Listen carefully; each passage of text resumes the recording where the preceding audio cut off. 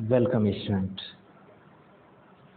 आज आप लोगों का फिर से एक नई वीडियो में वेलकम करता हूं, आप लोगों का स्वागत करता हूं स्टूडेंट। ठीक है, और आज जो रस की टॉपिक है वो आज आप लोगों का पूरा ख़त्म हो जाएगा। और यहाँ पर जो बाकी की दो वीडियो मैंने आप लोगों के सामने लेकर के गया था, तो बाकी की दोनों वीडियो में मैंने रस से संबंधित तथ्य को प्रस्तुत किया था और रस के संबंधित भाग को कुछ प्रस्तुत किया था। और आज आप लोगों का पूरी तरीके से बेसिक्स टू पूरा ख़त्म है रस। आज आप लोगों का आज इस वीडियो में पूरा का पूरा रस ख़त्म रहेगा। ठीक है ना, चलिए आगे बढ़ते हैं देर न करते हुए, क्योंकि टाइम भी बहुत ज़्यादा हो गया है। आगे चलते हैं स्टूडेंट। यहाँ पर आगे देखते हैं, तो मैंने आप लोगों को संयोग श्रृंगार रस तक बताया था, उसमें श्रृंगार रस के पार्ट बताया था। आज जो आप लोगों के सामने होने वाला है वह वियोग श्रृंगार रस से आपका आगे लेकर के चलूँगा क्लास। ठीक है, यहाँ पर देखिएगा, एक सेकेंड रुकिएगा।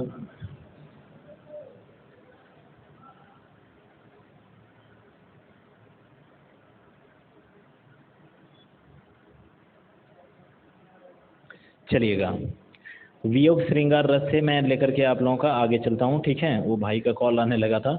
चलिए यहाँ पर देखते हैं, तो जहाँ पर किसी वस्तु पदार्थ प्राणी से कुछ समय के लिए अलगाव दिखाया जाए तो वहाँ पर क्या होता है, वहाँ पर वियोग श्रृंगार रस होता है।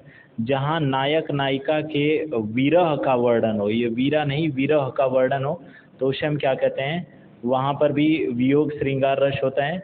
जहाँ आंसू तो हो परंतु खुशी के आंसू हो, तो यह भी क्या होता है, यह वियोग श्रृंगार रस होता है।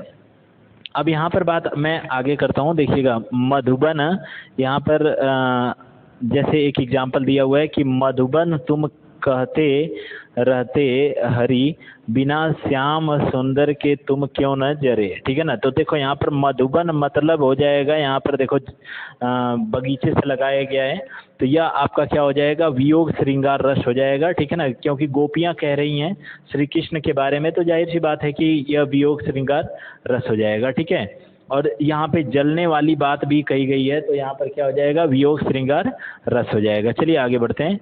वीर रस, वीर रस का जो अस्थाई भाव होता है वह आपका क्या होता है, उत्साह होता है। वीर रस का जो अस्थाई भाव होता है वह क्या होता है, उत्साह होता है।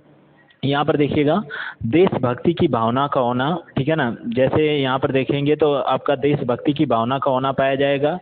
दीन दुखियों की सहायता करना। ठीक है ना, अत्याचारों को रोकने के लिए शत्रु का दमन करना, अपमान के लिए बदला लेना, समाज राष्ट्र की उन्नति।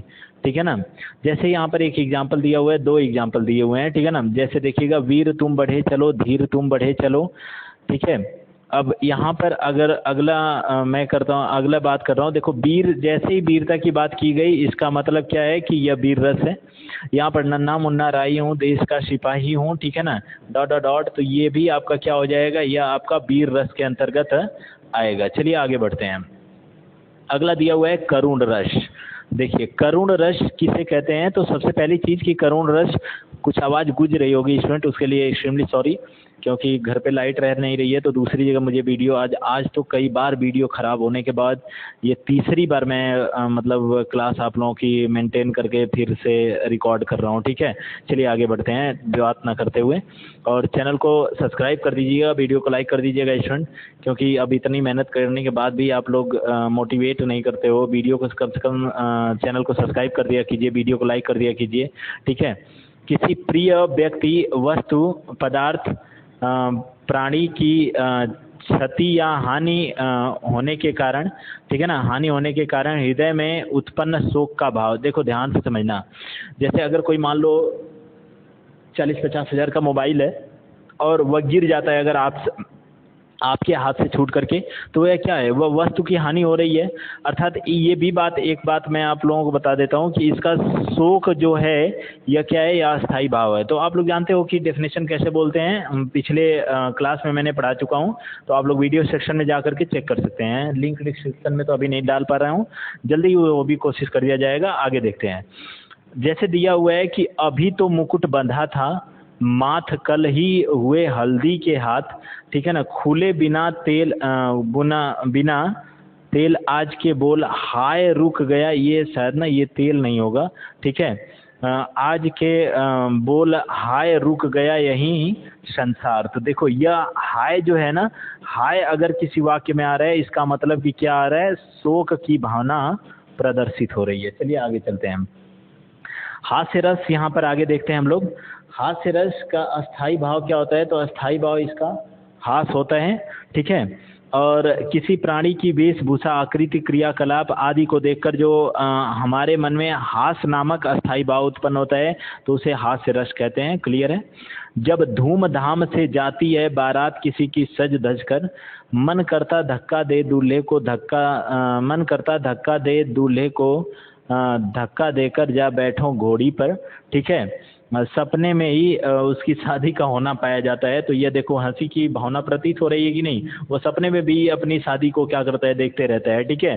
तो ये क्या हो जाएगा, यह हास्य रस का उदाहरण हो जाएगा। क्लियर है। चलिए अगले टॉपिक पर चलते हैं। आई होप दैट, आशा नहीं पूरा विश्वास करता हूँ स्टूडेंट आप लोग बहुत बेहतरीन तरीके से समझ में आ रहा होगा। आगे चलते हैं। भयानक रस। भयानक रस क्या होता है, भयानक रस देखिएगा, भयानक रस इसका अस्थाई भाव क्या होता है, अस्थाई भाव इसका भय होता है, ठीक है ना। भयानक रस का अस्थाई भाव क्या होता है, भय होता है। किसी हिंसक प्राणी, जहरीले जीव जंतु, त्रासदी, बाढ़, भूकंप, सूखा, कोरोना आदि बड़ी आपदा, युद्ध की स्थिति आदि के कारण भय उत्पन्न होता है, ठीक है। तो क्या हो जाएगा, यह भयानक रस में आता है, ठीक है ना। अब इसके बाद अगर मैं बात आगे कर रहा हूँ तो देखो जैसे दिया हुआ है कि यहाँ पर देखो कोई भी चीज़ अगर इनमें से आ रहा है ना, तो ये भयानक रस होगा, सीधी सीधी सी बात है, ठीक है। जैसे दिया हुआ है कि एक और अजगर लखी, एक और मगराय। देखो मगराय मतलब मगरमच्छ होता है, मगराय मतलब क्या होता है, मगरमच्छ होता है। और इस वीडियो में बिल्कुल ट्रिक से आप लोगों को पढ़ा रहा हूँ। ये सारी की सारी जो ऊपर है ये कोई डेफिनेशन नहीं है स्टूडेंट, या आप लोगों के सामने मैं ट्रिक पेश कर रहा हूँ कि इस ट्रिक को देख करके ना आप कभी भी भूलोगे नहीं, ठीक है ना। रस क्या होता है, रस देखो अपने अंदर की भावना ही क्या कहलाती है, रस कहलाती है, ठीक है। तो अगर मैं यहाँ पर बात करता हूँ तो रस जो होता है ना, वो अपने अंदर की भावना ही होती है। नॉर्मली जो भाव होता है, जैसे देखो बहुत सारे हमारे अंदर भाव पड़े होते हैं, अस्थाई भाव पड़े होते हैं, उसको प्रयोग में रख करके हम लोग क्या करते हैं, उसका इस्तेमाल करते हैं, ठीक है। तो यहाँ पर अगर मैं बात करता हूँ, जैसे ये दिया हुआ है कि एक और अजगर लखे, एक और मृगराय, और बिकल बटती बीच में परियो मूर्छा खाए। तो यह क्या हो जाएगा, यह भयानक रस का उदाहरण है आपके, ठीक है ना। रौद्र रस जिसको कि जिसका अस्थाई भाव क्रोध होता है, ठीक है ना। रौद्र रस जिसका अस्थाई भाव क्रोध होता है। यहाँ पर आगे देखते हैं, जैसे देखेंगे तो यहाँ पर दिया हुआ है कि अपने सगे संबंधियों का अपमान होने के कारण या झूठा दोष आरोपण, झूठे लांछन लगाने के कारण, जानबूझकर किसी के द्वारा हानि करने का कारण। अब ये चीज़ें अगर होती है ना एक मनुष्य के लाइफ में, तो उसको ऑटोमेटिक क्रोध का होना पाया जाता है, ठीक है ना। तो यह क्या हो जाएगा, यहाँ पर रौद्र रस का होना पाया जाएगा। बहुत ही भयंकर तरीके से देखते हुए चलते हैं, ठीक है। यहाँ पर देखिए जाएगा, जैसे दिया हुआ है कि कहा कैकेयी ने सक्रोध, दूर हो अरे निर्बोध, ठीक है ना। तो देखो सक्रोध क्या मतलब ही हो जाता है क्रोध, और जैसे ये क्रोध का मिलना, क्रोध का होना पाया जा रहा है, तो हमें तुरंत पता चल गया कि यह क्या होगा, रौद्र रस होगा, क्योंकि क्रोध जो है वह रौद्र रस का क्या है, अस्थाई भाव होता है। वैसे भी अगर ये सारी भावनाएं आ रही है, देखो सगे संबंधियों का अपमान, ठीक है ना, झूठा दोष का आरोपण किसी के ऊपर, झूठा लांछन लगाना, जानबूझकर किसी की हानि करना, ठीक है ना। आगे देखते हैं। विभत्स रस जो होता है इसको जुगुप्सा कहते हैं, इसका अस्थाई भाव जुगुप्सा होता है। यहाँ पर देखेंगे तो यहाँ पर देखो विभत्स रस क्या होता है। विभत्स रस अगर मैं बात करता हूँ तो देखो जैसे गला सड़ा, मतलब विभत्स का मतलब ही क्या होता है ना, अगर मैं बात करता हूँ तो घृणा होता है। विभत्स का मतलब ही क्या होता है, घृणा होता है। जैसे गला सड़ा, जला हुआ दृश्य, जीव जंतु, वस्तु, पदार्थों का वर्णन, खून, हड्डी, मांस, मज्जा आदि का, ये मज्जा रहेगा, मजा नहीं रहेगा, ये मज्जा रहेगा, मज्जा आदि का वर्णन, ठीक है। तो यह क्या कहलाता है? बीभत्स रस कहलाता है। चलिए नेक्स्ट आगे बढ़ते हैं, ठीक है ना।